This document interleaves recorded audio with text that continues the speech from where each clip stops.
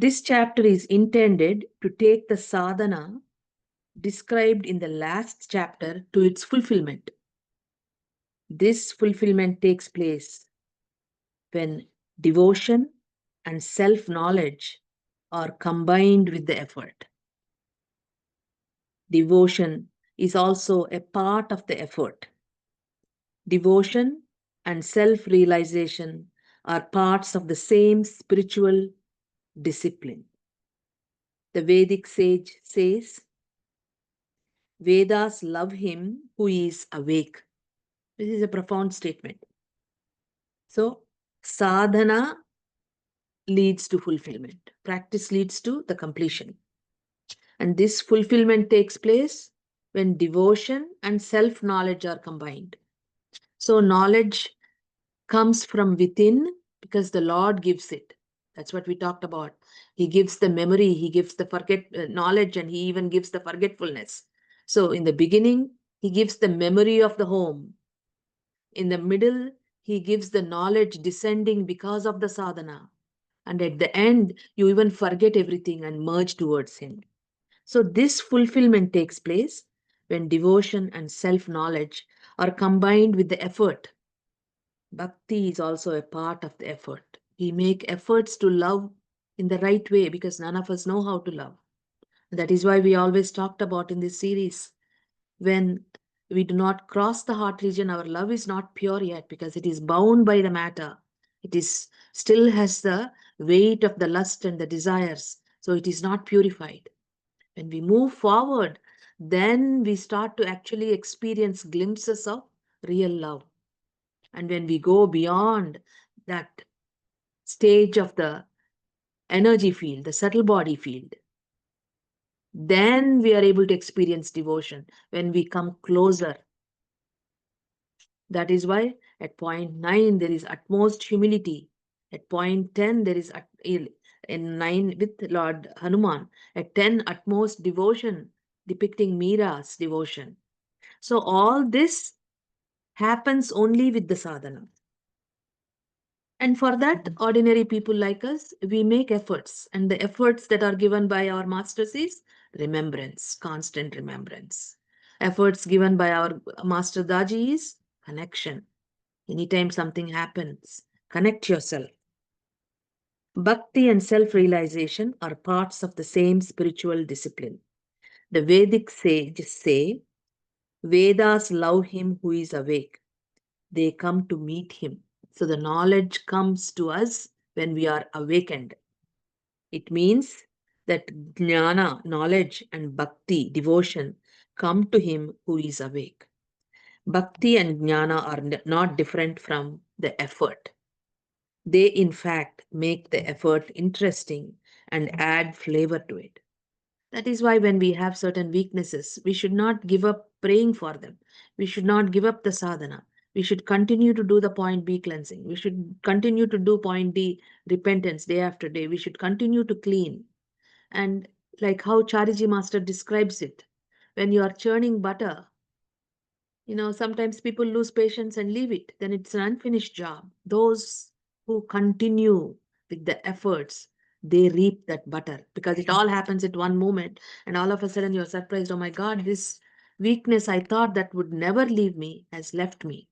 So, what is the solution when we have weaknesses? We have to follow the efforts of practice, the techniques given to us. This is what this chapter intends to show. The nature of jnana, knowledge, and devotion that is revealed here must be grasped with full concentration. Devotion makes the effort easier. I cannot cut up the life. I cannot conceive that karma, which is action, knowledge, jnana, and bhakti, devotion, are disconnected from each other. It is just not true. Let us take the example of cooking in this jail. Some of us do this job. If a man does not know cooking, he would make a mess of it. Food will either be undercooked or burnt. But even if a man knows cooking, he would still not be fit for the job if he has no love or devotion for the work. If he does not feel this food is meant for my brothers, that is for the Lord Himself. I should prepare it as best as I can. This is service to the Lord Himself. So, under all circumstances, whatever little we do, little work we do, we give the best. What we give to others shows what we are. Because everybody has a role to play in this vast universe. An ant plays its role, a parrot plays its role.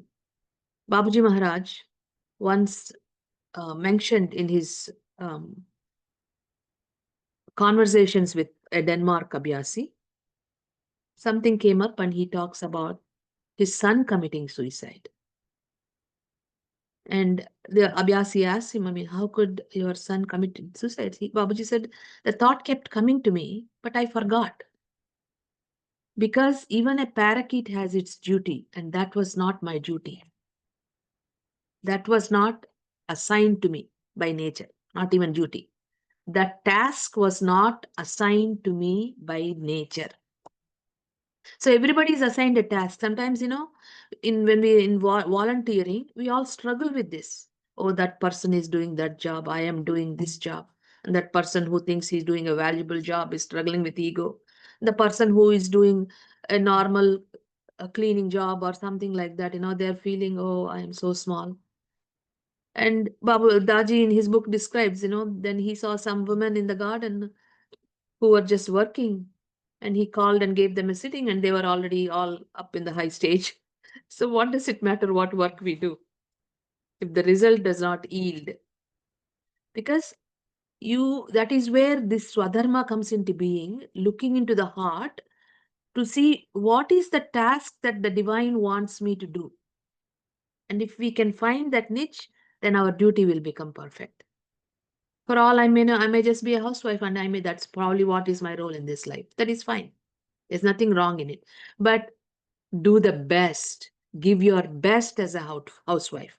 Whatever little task you do, give your best. That's what he's talking about here in this chapter. That is why nobody can cook better than a mother. Food would not be tasty unless there is bhakti, devotion in the heart while cooking. That is why nobody can cook better than the mother. Who else can do it with the same love and care? Cooking needs hard work or penance as well. It is thus clear that love, knowledge, and effort, all three are needed for any job. All the activities in life are supported by this tripod. If one of the legs of the tripod is broken, it cannot stand. All the three legs are necessary. The very term tripod conveys this meaning. The same is true of life. Jnana, knowledge, bhakti, devotion, and karma, action, that is ceaseless effort, are the three legs of the tripod of life. Life should be built on these three pillars. Logically, you may take knowledge, devotion, and action as different things, but they cannot be separated from each other in practice. The three together make one great entity. Even though this is true, it does not mean that devotion has no special merit of its own. If bhakti enters into any work, that work appears easy. Not that it ceases to involve toil, but that the toil does not then appear to be toil. When you're working hard, it doesn't feel like you're working hard because you're doing it out of love. It becomes a labor of love.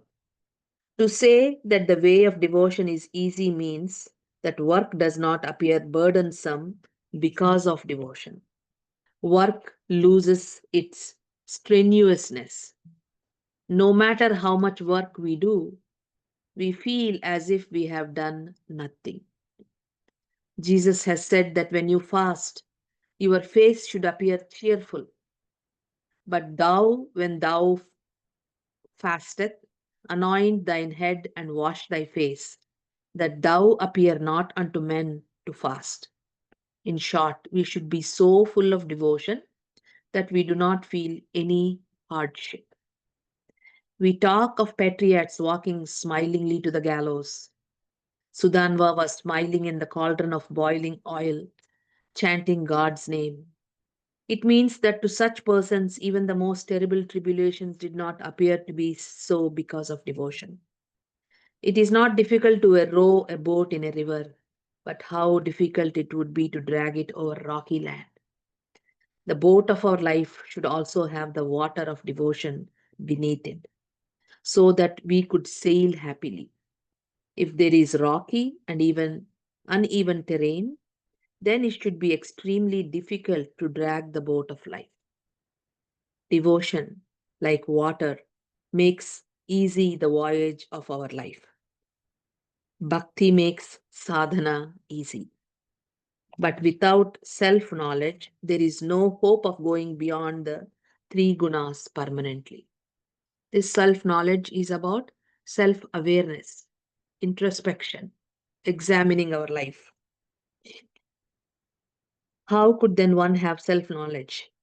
The only means is the way of devotion, which involves doing sattvic actions continuously, assimilating sattva thereby, and overcoming pride for it and attachment to its fruit.